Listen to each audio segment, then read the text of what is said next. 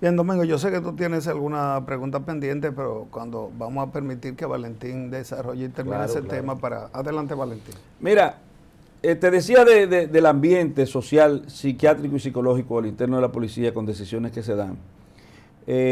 Porque los jefes de la policía, incluyendo el primer mandatario, que es el jefe de la policía directo, es el presidente de la República.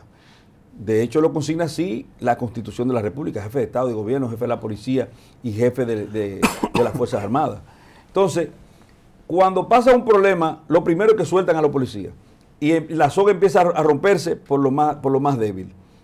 No hay seguridad para el policía, pero tampoco hay protección para el policía. El policía anda en desbandada y cuando hay un problema, y eso entonces influencia todo lo que tiene que ver con las estadísticas que nosotros tenemos en términos de criminalidad. Porque, ¿qué dijo Marino? Que cuando fueron a la policía decía, no, nosotros no podemos actuar así con esa denuncia, porque después entonces están diciendo, nosotros estamos matando gente. Que el policía tiene miedo a asumir su rol policial. El rol de pesquisa, investigación, el rol de procura de evidencia, el rol de tratar de evitar la ocurrencia de delitos, de crímenes. Entonces, en ese papel disuasivo que tenía la policía por su sola presencia, prácticamente se está perdiendo porque tú has visto cómo a la policía le han faltado el respeto en muchísimos sitios. Yo vi un video donde un camión, uno de esas grúas de la DGC, le echaron gasolina y le van a quemar si no bajaba un camión platanero que estaban subiendo la misma. Y todos nosotros fuimos testigos de cómo se repelía prácticamente a la policía de acciones que estaban llevando efecto a personas que eran transgresoras de disposiciones punibles, como el caso, por ejemplo, de ruidos, sonidos, etcétera. Cuando la policía iba e intervenía, la enfrentaban y tú veías las situaciones que ahí se suscitaban y obviamente en el desamparo de los jefes policiales que no quiere que le llegue tampoco un foul. Porque aquí fácilmente que dicen, mira, unos policías, porque yo como abogado hablo de responsabilidad penal personal, lamentablemente es lo que nos enseñaron, a nosotros nos formaron con eso y el código lo establece el Código Procesal Penal en el artículo 17, la persona es responsable penalmente de lo que él comete. Yo no soy responsable de lo que ese señor que está ahí en la cámara cometa, yo no puedo ser responsable de si él agarra ahora mismo, se vuelve loco y empieza a disparar, yo no tengo responsabilidad con eso. Entonces, ¿cómo nosotros de repente podemos determinar responsabilidad en cascada o efecto dominó en términos de responsabilidades con un hecho que pase, por ejemplo, en las garitas de no sé qué sitio, o en las yayas de Asua, o en un lugar remoto de la República Dominicana, en Pedernales, un policía, ni lo quiera Dios, asesinó a una persona? ¿Cómo el jefe de la policía es responsable de eso? Y yo no quiero sacarle bajo ninguna circunstancia la canasta de responsabilidad en términos de lo que tiene que ver con el aspecto ético y el aspecto moral en términos de responsabilidad para con el jefe de la policía y los demás miembros de la jefatura de la policía, que sigue siendo un cuerpo, una especie de cuerpo militar, que tiene todavía rangos militares, indefectiblemente que su cabeza se llame director. Pero vamos al dinero. ¿Cómo tú vas a obtener dignidad de parte del policía si tú no le pagas un salario digno? ¿Cómo tú vas a exigirle entrega?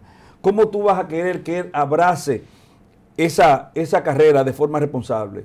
Pero también, ¿cómo tú quieres que el policía que ha necesitado utilizar técnicas policiales para someter a una persona infractor de la ley, cómo tú quieres que él vuelva a hacer eso cuando tú lo desamparas ante el primer conato de problemática?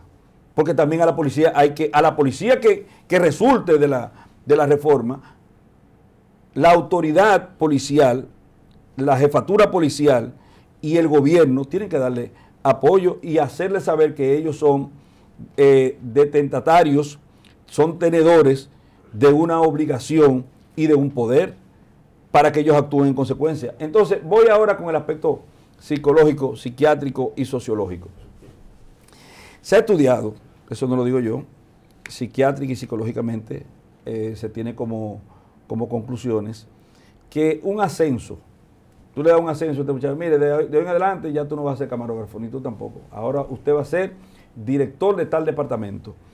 Óyeme, eso es un ascenso, es algo positivo. Y sin embargo, ese ascenso, ese algo positivo, va a crear en ellos una serie de afectaciones desde el punto de vista del estrés que produce eso. Si por igual se quedan sin trabajo, lo despiden o lo degradan en el trabajo, eso le produce un estrés aún peor. Y eso se ha estudiado, la cantidad y calidad de estrés. Si te mudas, te produce estrés. Si te mudas de un lugar a otro, ya eso es estrés, aunque sea para mejoría. Entonces, un policía no tiene ningún tipo de tranquilidad ni de seguridad, hasta en este aspecto. Usted, oficial, mire, saliste en la lista, tú vas para Pedernales y tú le cambias la vida de golpe y porrazo a esa persona.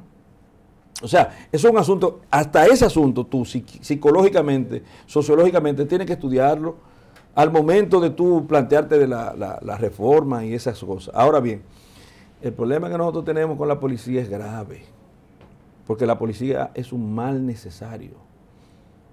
¿Podemos vivir sin policía nosotros?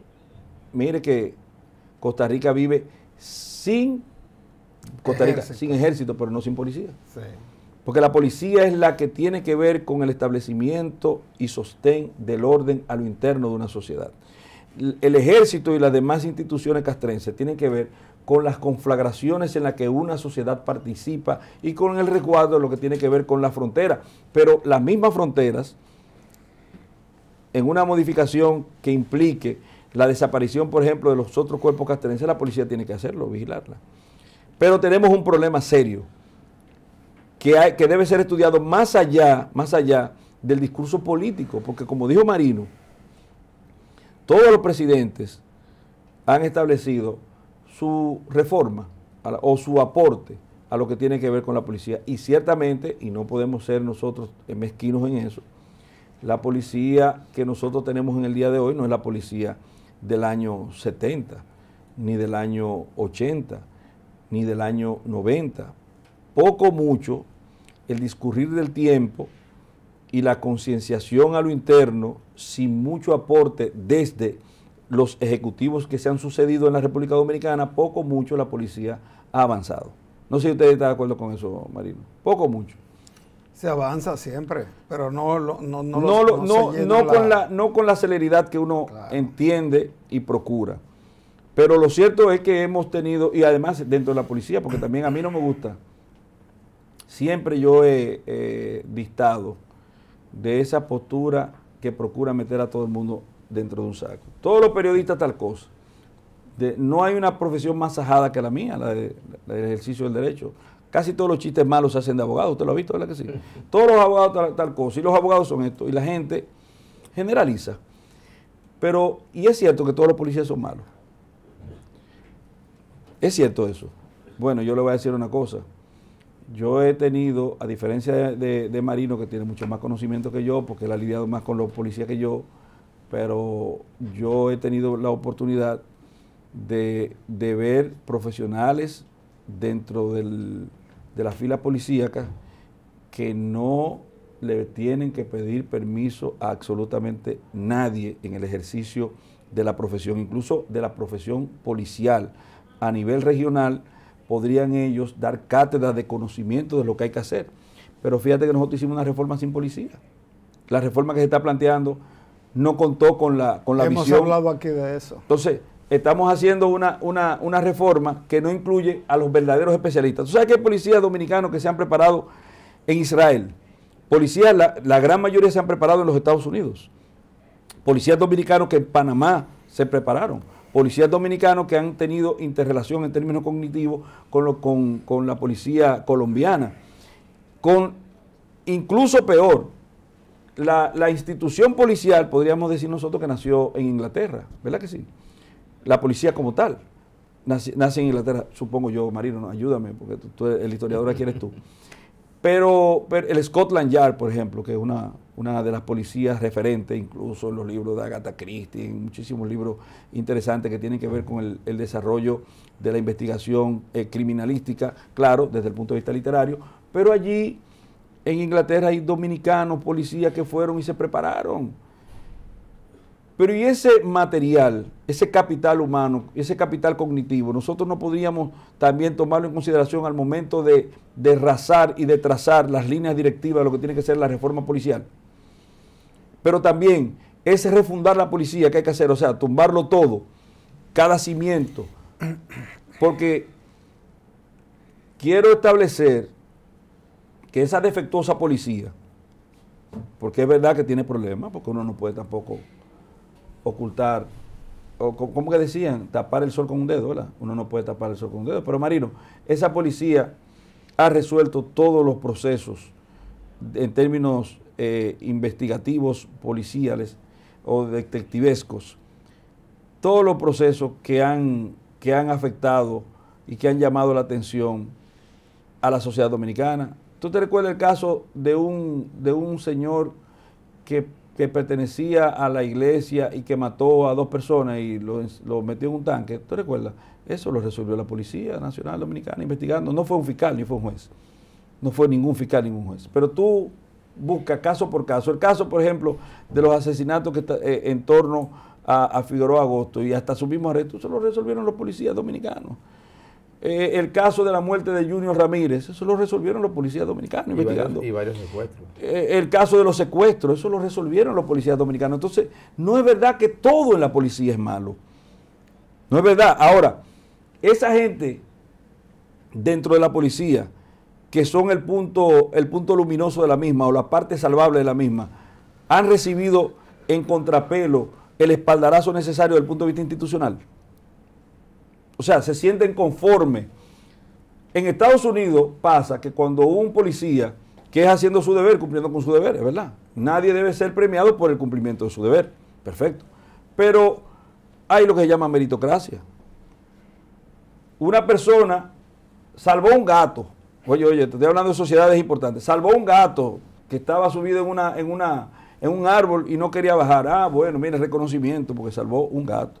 Un policía dominicano salva 3 vidas, 4 vidas, 5 vidas y no pasa absolutamente nada. Porque ya se perdió la meritocracia. O sea, ¿qué incentivo puede tener una persona dentro de ese mismo cuerpo que ve que nada en términos policiales, que fue lo que justamente nos llevó al estadio en el que nos encontramos aquí, porque no había el régimen de consecuencia a lo interno? Un policía cometía un error y no pasaba nada. Ah, pues yo puedo cometer errores. Un policía hace un acto correcto, salva una vida, como a muchísimos policías perdieron. ¿No te recuerdas el caso del individuo que se metió en una casa en Santo Domingo Este y desde allá empezó a disparar y mató a 2 policías? Un caso de drogas. Sí. Entonces, y pierden la vida y no pasó nada. ¿Cómo se quedan sus familias? Sin ningún tipo de protección. Entonces, siempre aquí se acostumbra a ver el problema de la forma más afectadora posible. Te voy a poner el ejemplo de ese acontecimiento que ha traído el tema policial a la mesa nueva vez. Mataron a unos jóvenes. Perdón, vamos al caso último, el joven profesor de educación física. Luctuoso, horrible. Yo me pongo en los zapatos de sus familiares y me siento no solamente consternado, yo me siento airado, me siento mal como sociedad. ¿Qué uno puede hacer con respecto a un hecho como este? Lo único que uno le queda es condenarlo, un hecho atroz. Ahora, Marino, Domingo, ¿ustedes son responsables de eso? No, porque ustedes no estaban ahí. Ustedes no hicieron absolutamente nada desde el punto de vista penal, de lo que son, desde el punto de vista de las garantías penales sustantivas, de la responsabilidad penal personal. ¿Tú tuviste que ver con eso, Marino? No. Yo estaba, mira dónde yo estaba, no recuerdo dónde yo estaba, pero no recuerdo bien exactamente la fecha, pero yo no estaba ahí. Entonces, cuando la sociedad, la institución, mete a todo el mundo en el bote, atendiendo el populismo penal, y no pasa por el tamiz, por el sedazo de la responsabilidad penal, entonces está mandando un mensaje equivocado. Porque si el teniente que estuvo ahí no tuvo que ver, usted no tiene que meterlo. No tiene por qué meterlo. Si el capitán lo que era que estaba en un escritorio y no tuvo que ver con eso, usted no tiene por qué meterlo. Pero entonces nosotros acudimos al populismo penal y a la extensión de lo que tiene que ver con el principio nodal del derecho de mínima intervención y lo trocamos, lo invertimos. Valentín, vamos a ir a la pausa, pero antes entonces la inobservancia a las políticas propias de la policía es lo que hace que tengamos una policía inoperante. Déjalo ahí, vamos a la pausa para que la conteste. Adelante.